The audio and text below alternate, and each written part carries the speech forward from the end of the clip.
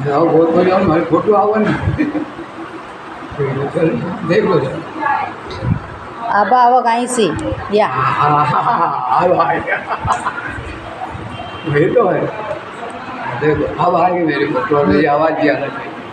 ओम भूर्भुवः स्वः तत्सवितुर्वरेण्यं भर्गो देवस्य धीमहि धियो यो नः प्रचोदयात्। ग्रामीण क्षेत्रों में संध्या माता का पर्व मनाते हैं।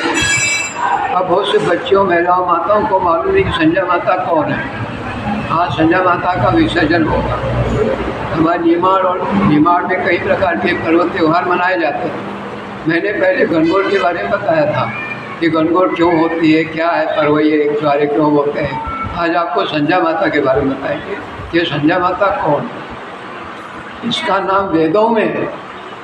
ये संध्या माता जो है वेदों से चला आ रहा है। अब आपको नहीं मालूम इसका वेदों से क्या संबंध है। वेद 4 है, ऋग्वेद, यजुर्वेद, सामवेद। वेद में संध्या माता को संध्या का या संज्ञा और सूर्य। अब ये कौन है सूर्य और संध्या? देखो राजा दक्ष की 13 कन्याएं थी, 13 पुत्रियाँ थी। तो ये कश्यप को दी, ऋषि कश्यप को। उसकी एक बड़ी लड़की जो थी अदिति, और अदिति से बहुत सारे सभी देवता अदिति से उत्पन्न हुए। उसमें से एक विवस्वान, विवस्वान को सूर्य कहते हैं। विवस्वान का दूसरा नाम क्या है? सूर्य। तो सूर्य को एक त्वष्टा है, त्वष्टा ने अपनी पुत्री सूर्य को दी, उसका नाम संध्या। ध्यान रखिए, आज मैं बहुत बड़ी चीज़ आपको बता रहा हूँ जो किसी ने आज तक जाना नहीं कि हमें निमाड़ संस्कृति में कैसे पर्व मनाए जाते हैं और कैसे उनके अर्थ हैं। संध्या, संध्या कहो, संज्ञा कहो। सूर्य की पत्नी है और त्वष्टा की पुत्री, सूर्य को दी। तो सूर्य का तेज बहुत तेज था और संध्या बहुत सुंदर, पर इसका तेज संध्या से 2 पुत्र, एक पुत्र और एक पुत्री उत्पन्न हुई। एक का नाम यम, जिसको हम यमराज कहते हैं। आज यमराज का पर्व मनाते हैं, यमराज का एक वृद्धि करते हैं यम, और दूसरा यमी, यमी जिससे ये यमुना नदी में परिवर्तित हो। तो 2 भाई बहन, एक यम जिसको यमराज कहते हैं, जिसको धर्मराज कहते हैं। आपको मालूम है कि आप धर्मराज का व्रत करते हैं, महिलाएं करती है धर्मराज का व्रत। तो ये किसके धर्मराज पुत्र हैं? सूर्य के, और माता संध्या, और यमी भी उसी की लड़की। तो यमराज, धर्मराज और यमी, ये दोनों भाई हो गए, दोनों भाई बहन हो गए। पर सूर्य का तेज ये सहन नहीं कर पाई, बहुत सुंदर थी, ये काली हो गई। तो इसने कहा कि अब मैं सूर्य का तेज सहन नहीं कर पाती, मैं नहीं रुकूंगी, इनके पास रहूँगी नहीं। तो इन्हें क्या किया, अपने ही शरीर से, अपने ही जैसे एक स्त्री उत्पन्न की, उसका नाम छाया, उसका नाम छाया। तो छाया को उत्पन्न किया। तो देवी क्या बात है, मुझे क्यों उत्पन्न किया, मुझे आपने अपने शरीर में से क्यों बनाया? क्योंकि मैं सूर्य का तेज नहीं सहन कर पाई, इसलिए अब तुमने सूर्य के सामने तुमने रहना, और ये बात गोपनीय रखना, कहना मत कि मैंने मेरे से तुमको उत्पन्न किया, बताना मत। वह देवी छाया कहती है संध्या से कि अगर सूर्यदेव को पता लग गया तो फिर मैं क्या करूँगी। तो सूर्यदेव को अगर पता लग गया तो वो, उनको जब पता लगेगा कि उनको क्रोध आएगा, जो तुम्हारी जटाओं को पकड़ेगा, तब पता लग जाएगा, फिर मेरा पता बता दे, पर मेरा पता मत बता। फिर ऐसा कह के संध्या चली गई हिमालय पहाड़ पर, बहुत दूर, और उसने घोड़ी का रूप धारण किया। अब इधर छाया से एक पुत्र उत्पन्न हुआ, शनि। आप याद है ना, शनिवार, शनि किससे उत्पन्न हुआ? छाया से।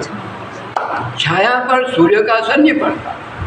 देखो आप कहीं पर भी जाओ, आपका प्रकाश जहाँ भी उजाला रहेगा, चाहे सूर्य का रहे, चाहे बिजली का रहे, पर छाया अवश्य रहे। हर वस्तु की, हमारी भी, अर्थात छाया पर उसका प्रभाव नहीं पड़ता। तो कौन उत्पन्न हुआ छाया से? शनि। शनि उत्पन्न। आपको अब शनि की उत्पत्ति मालूम पड़ गई, शनि की उत्पत्ति हो गई।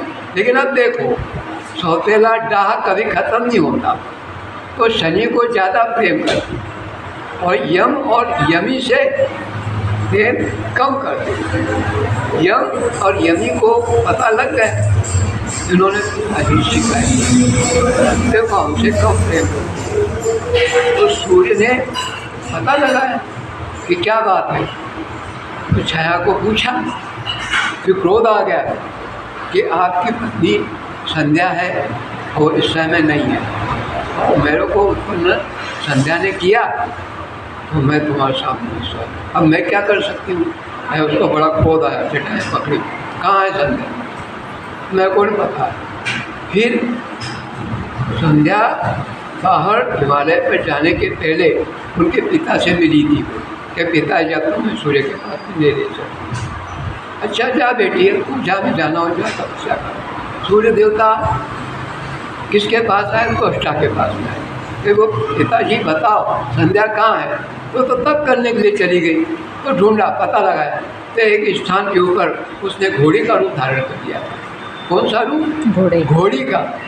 तो ये भी सूर्य भी घोड़े का रूप धारण करके संध्या पास गए, घोड़े का रूप धारण करके, और इनका फिर संपर्क हुआ और इनसे 2 पुत्र उत्पन्न हुए। उनका नाम अश्विनी कुमार, अश्विनी कुमार। अब बताओ सूर्य से कितने पुत्र उत्पन्न हुए? एक संध्या से यम और यमी, दूसरा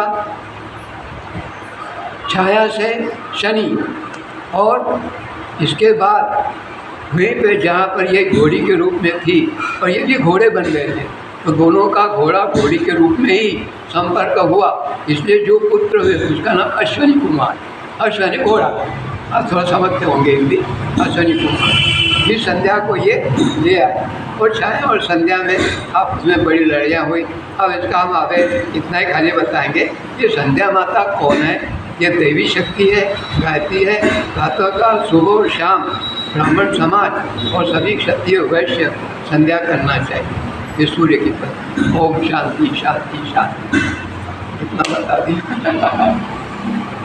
अब ये इसको यूट्यूब चैनल का